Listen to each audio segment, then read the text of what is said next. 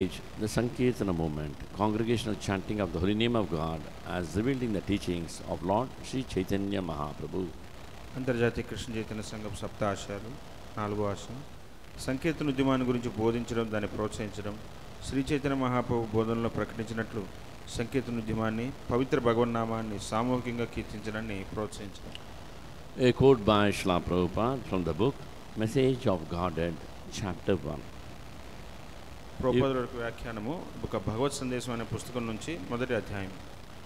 If one is fortunate enough to understand the happiness and distress of the spirit soul and gets a taste for the transcendental knowledge, then he will be indifferent to happiness and distress of the body and mind and will relish transcendental peace. అయితే ఎవరైనా ఒక వ్యక్తి ఈ యొక్క ఆత్మకు సంబంధించిన ఆనందము మరియు దుఃఖాన్ని అతను ఏ కొంచెంపాటి అనుభూతి చెందిన అతను ఎంతో అదృష్టవంతుడై ఉండాలా. ఆ యొక్క ఆత్మజ్ఞానాన్ని, ఆత్మకు సంబంధించిన ఆనందము మరియు దుఃఖం దేనివల్ల సంబంధిస్తుందని, తర్వాత ఆ వ్యక్తి ఎప్పుడైతే దాని గురించి తెలుసుకుంటాడో అతను ఈ దేహం వల్ల కలిగే ఆనందము, దేహం కలిగే దుఃఖం వల్ల ఎటువంటి ప్రభావం పొందడో దానికి అతీతంగా ఉంటాడు. అంతేకాకుండా దివ్యమైన ప్రశాంతతలో అతను నెలకొని ఉంటాడు. Even if we get even a small taste for chanting, hearing and serving Krishna, then bodily pleasures and pains lose their grip.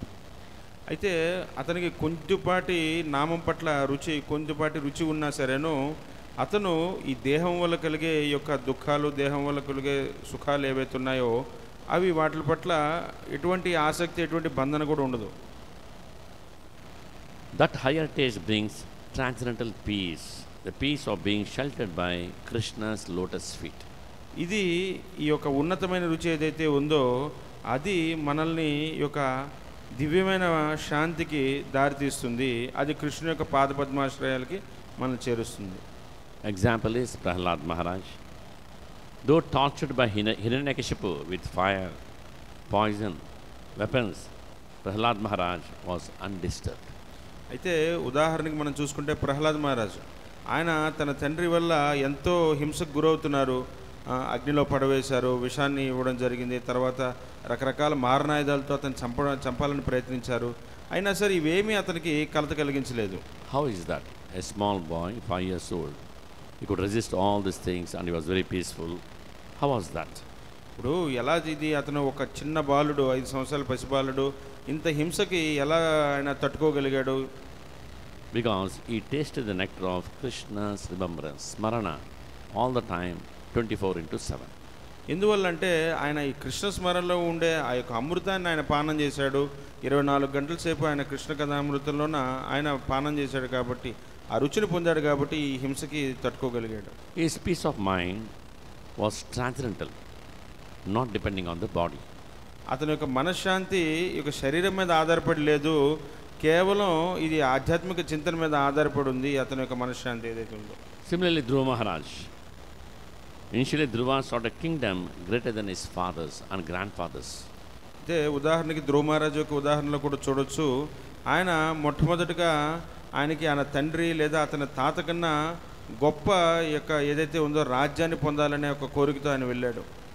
But when he saw Lord Vishnu, had darshan of the Supreme Lord Vishnu, he declared, I was searching for broken glass pieces, but I found a valuable jewel, diamond. అయితే ఎప్పుడైతే విష్ణువుని ఆయన స్వయంగా దేవాదేవుడు ఆయన విష్ణువుని, శ్రీ మహావిష్ణువుని దర్శనం చేసుకున్నాడో అప్పుడు ఆయనకి సాక్షాత్కారం కలిగింది. నేను గాజు పెంకుల కోసం నేను వచ్చాను, కానీ నాకు విలువైన వజ్రం దొరికింది అని చెప్పి ఆయన సాక్షాత్కారం పొందాడు. His bodily insult, stepmother's harsh words no longer mattered. He relished transcendental bliss. ఆయన శారీరకం వల్ల కలిగే అతనికి గల అవమానాలు, తర్వాత ఆయన తల్లి తన సవతి తల్లి అతను నిందించిన నిందలు ఇవేమీ అతనికి కలత కలిగించలేదు. Because he had the darshan, he got the ruchi for chanting and hearing.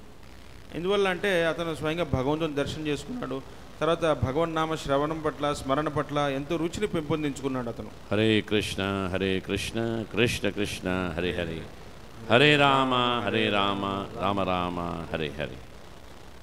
Hare Krishna.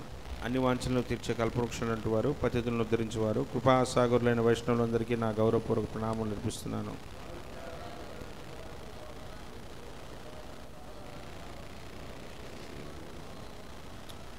अनंत कोटि वैष्णव वृंद की जय, नमाचार्य शहदास ठाकुर की जय, शिला प्रभुपाद की जय, गुरुदेव की जय, निधाय गौर प्रेमानंदे, हरि हरि बोल.